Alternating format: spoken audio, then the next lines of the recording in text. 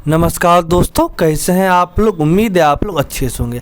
आज हम चर्चा करेंगे बिहार बीएड एंट्रेंस के काउंसलिंग प्रक्रिया के बारे में। आप लोगों को हमने बताया भी बड़ा खतरनाक प्रोसेस है। दूसरे शब्दों में कहे तो अच्छा काउंसलिंग प्रक्रिया नहीं है। इसमें कम अपॉर्चुनिटी मिलती है। अगर आप सावधानी से नहीं करेंगे तो आपका अच्छा मार्क्स रहते हुए सरकारी कॉलेज नहीं मिलेगा।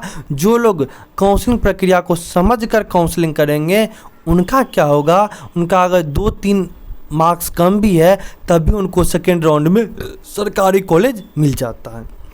तो ये 2023 का है। 2022 में भी यही फॉर्मेट था, 2024 में भी यही फॉर्मेट रहेगा। तो पहले एक बात समझ लें, फिर जब आपका 2024 का ऑफिशियली आएगा तो उसमें भी अपडेट कर देंगे। यही हूबहू आएगा 2024 में भी। चलिए इसको समझते हैं।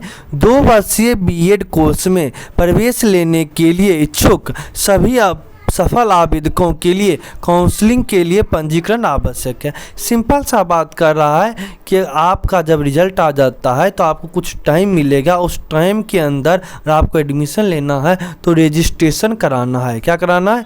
रजिस्ट्रेशन नहीं कराते हैं तो आप बहुत बड़ा गलती करेंगे। आपको हर हाल में रजिस्ट्रेशन कराना है। कुछ 700-800 750 रुपया के आसपास आपको फी लगेगा रजिस्ट्रेशन कराने का। रजिस्ट्रेशन कराने के बाद ही आप काउंसलिंग चॉइस फिलिंग कर सकते हैं। तो सभी लोग चॉइस फिलिंग करेंगे जिनको थोड़ा भी इच्छा है। सरकारी BEd college, private BEd college, constituent BEd college, किसी भी बीएड कॉलेज में एडमिशन लेने का मन है तो रजिस्ट्रेशन आप हर हाल में करवाना ही कराना है। दूसरा ऑप्शन देखिए क्या है। यह भी ध्यान रखें कि महाविद्यालयों का चयन एवं वरीयता एक बार की प्रक्रिया है। जो भी फर्स्ट आप जब रजिस्ट्रेशन करने के बाद चॉइस फिलिंग करेंगे उसके बाद लॉक का ऑप्शन आता है, उसको लॉक कर देंगे। तो ये आपको एक ही बार मौका मिलेगा। जब आप रजिस्ट्रेशन करने के बाद एक ही बार मौका मिलता है। ऐसा नहीं कि आप सिर्फ एक ही बार भरना है, 2-3 बार में भर देना है। लेकिन ये जब टाइम ख़त्म हो जाएगा रजिस्ट्रेशन का तो उसके बाद चॉइस फिलिंग का टाइम ख़त्म हो जाएगा, उसके बाद फिर आपको दोबारा मौका नहीं मिलेगा सेकेंड राउंड में या थर्ड राउंड में। तो सिंपल सा ध्यान रखना है कि रजिस्ट्रेशन कर लेना, उसके बाद चॉइस फिलिंग सावधानी से करना। जो कॉलेज आपको पसंद है उसको ऊपर रखना है, ठीक, उसके हिसाब से रखना है।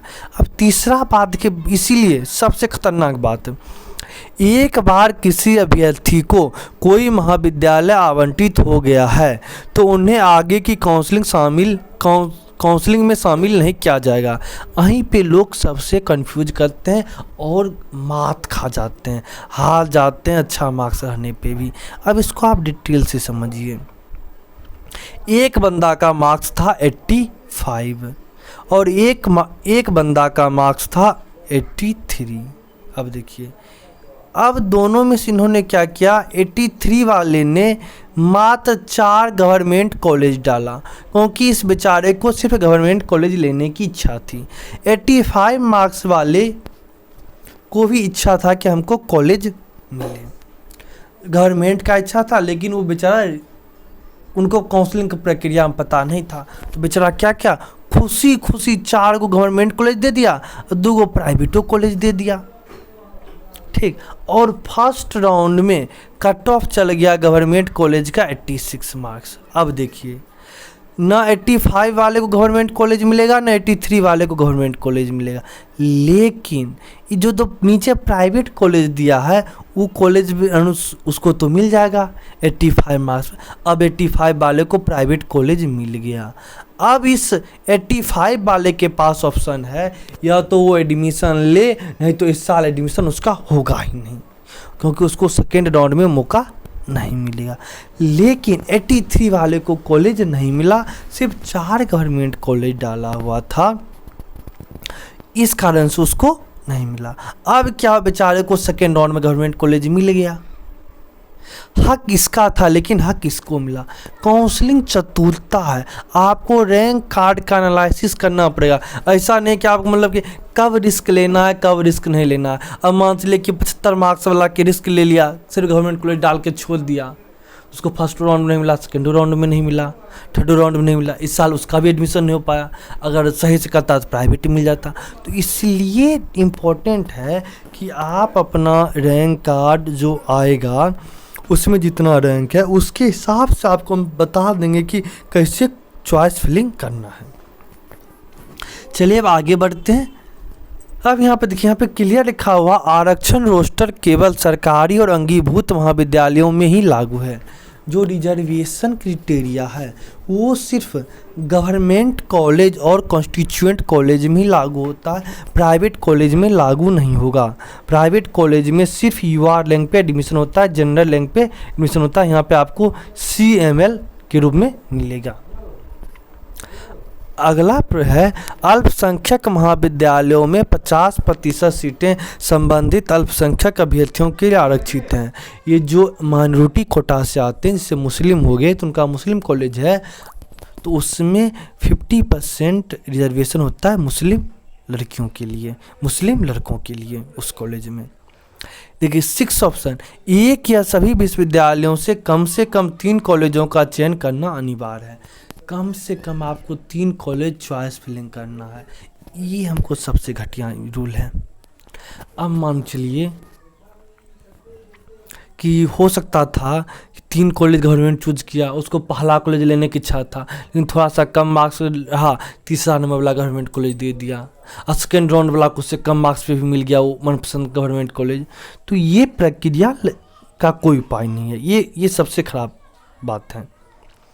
और यहाँ पे है अभ्यर्थी एक या सभी विश्वविद्यालयों से अधिकतम 9 कॉलेजों का चयन कर सकते हैं, मैक्सिमम 9 कॉलेज का चयन कर सकते हैं। अब जिनका मार्क्स बीच में है 60, 70, 80 मार्क्स के बीच में, अब वो आदमी जाएंगे कहेंगे नहीं हमको सरकारी कॉलेज ही चाहिए, बदराधर 10 कॉलेज भर दिए, 65 मार्क्स है, मिलेगा गवर्नमेंट कॉलेज? नहीं मिलेगा। अब बढ़िया कॉन्स्टिट्यूएंट कॉलेज डाल दी, वो भी नहीं मिला। अगर आप प्राइवेट सही वाला प्राइवेट कॉलेज अपने आसपास का देख के उसका कट ऑफ रैंक देख के करते तो आराम से उनको कॉलेज मिल जाता। अब यहाँ पे देखिए क्या है, अगला है अल्पसंख्यक आवेदकों मुस्लिम / ईसाई को सूचनीय है कि अल्पसंख्यक कॉलेजों की आधी सीट उनके लिए आरक्षित है। इस हेतु आरक्षित सीटों पर नामांकन के लिए अल्पसंख्यक कॉलेजों का चयन करें। तो ये माइनॉरिटी कोटा में जो भी आते हैं तो अपना सिलेक्शन एक कॉलेज कम से कम सिलेक्शन करना पड़ता है, और उनको पसंद है 2-3 कॉलेज भी सिलेक्ट कर सकते हैं। और नमा है शुल्क जमा हो जाने के बाद किसी भी परिस्थिति में वापस नहीं होगा। तो देखिए इसको आपको उम्मीद है कि क्लियर बात कुछ समझ में ज़रूर आया होगा। जब फिर आएगा तो फिर आपको बता देंगे। आप हमारे टेलीग्राम चैनल उपागम एकेडमी को भी ज्वाइन कर सकते हैं। टेलीग्राम पर जाएं, सर्च करें उपागम एकेडमी, वहाँ से गुरु मिलेगा, उसको ज्वाइन कर लें, आपके लिए काफ़ी लाभदायक रहेगा। अभी BPSC टीचर, आपका BEd संबंधित सारी जानकारी मिलती रहेंगी। तो चलिए आज के लिए इतना ही, धन्यवाद।